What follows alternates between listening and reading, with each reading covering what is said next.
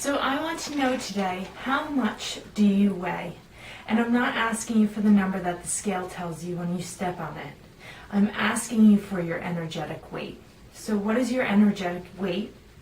Well, that is a combination of not just your physical weight, but also your emotional, your mental weight as well.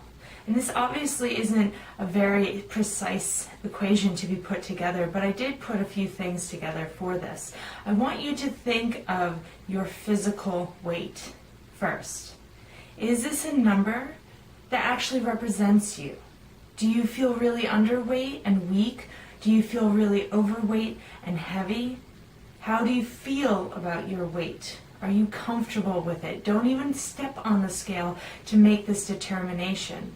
But when you feel your body, when you feel yourself within your clothing walking through the world, do you feel comfortable and content with where you are?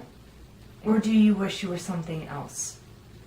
That's the first step in understanding your energetic weight, knowing that you're not quite where you want to be. The second step in understanding your energetic weight is understanding the burdens that you bear, because those burdens add weight onto your soul. And eventually that adds weight onto your physical body as well. So what is your energetic weight based on? All the burdens that you carry, all the worries that you have, all the stresses that you have, all the anxieties that you have, all the doubts, all the fears, the guilt, the resentment, every single thing that you currently hold onto. How long is your to-do list? Are you able to go to bed at night and just be able to sleep? Or are you stressing about what's going on the next day? All of those things add weight onto your life, onto your soul as well. What are some of the things that take weight off? Taking care of yourself, nurturing yourself. If you have a rough week, are you making sure that you do a few extra things for you to make sure that you have the opportunity to really rest? Whether it's going out and exercising, or meditating, or taking a hot bath, or getting together with your favorite people, or just talking to your favorite people, those things help to keep your weight down. Now, I've been overweight before. I've had moments of my life where I felt like, regardless of what the number said, I wasn't happy with where I was. I felt heavy, energetically heavy. I felt like I couldn't freely just move and live and make choices.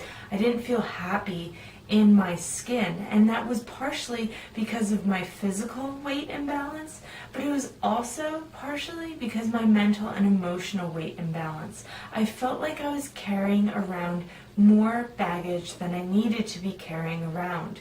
And I think a lot of us go through this at some point in our lives, maybe even right now. Maybe you have been for a really long time. A lot of people try to lose physical weight, but what they neglect to realize is that a big part of losing that physical weight is losing that emotional and mental weight as well. This goes back to that idea of mercy that we talked about yesterday. Are you having a hard time letting go of things that weigh you down? This doesn't mean that you aren't going through them. This doesn't mean that you don't have a stressful week or haven't had a really hard life. But it does mean that you cut the cords so that those things cannot physically weigh you down. They were there, they might still be there, they've been a part of your life, they've affected you, but that doesn't mean that they have to continue to affect you each and every day. And the more you allow those things to continue to affect you each and every day, the more you fill up those bags that are weighing down around your shoulders, around your hips, around everywhere else that's making it really hard for you to make decisions to move forward. When I work with people in the higher purpose reading, we address so much of this, especially the second part of the reading where I go through the present blocks and restrictions and limitations that typically come from earlier in your life or oftentimes from past lives. And these are things that are weighing you down. This is your baggage, your energetic baggage that you're having a really hard time letting go of. And the fact that they stem from lifetimes ago just goes to show how hard it can be to truly let these things go.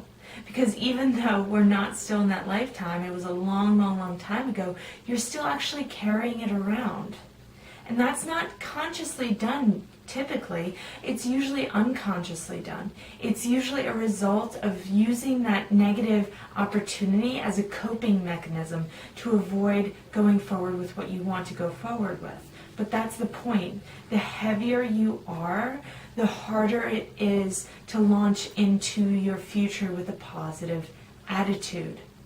Third chakra issues occur all the time where people feel really stuck. They might know what they want, but they have no idea how to get there anymore. Fourth chakra issues, they have a hard time making decisions in their greater interest because they're no longer connected with what they need to do to nurture them, because they're usually too caught up in everyone else. Fifth chakra issues is a result of not being able to confidently, authentically express who you are and all that you've got going for you, because you're not quite in the space yet where you have that confidence in your own authenticity. Sixth chakra issues is a hard time moving forward because you're doubting yourself. You're doubting what you see. You're doubting who you are. You're doubting your own truth.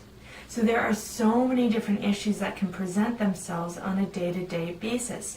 Physically, yes, these things can resonate in the chakras, but physically they start to resonate in your body as well.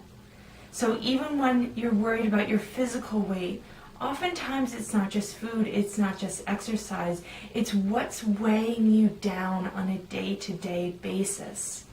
Is it relationships? Is it your own thought patterns? Are you allowing yourself to be the victim? Are you allowing yourself to be afraid? Remember that those negativities are there. They're always going to be there because this is life. It's whether or not you choose to buy into those negativities that they gain their power. But you give them that power.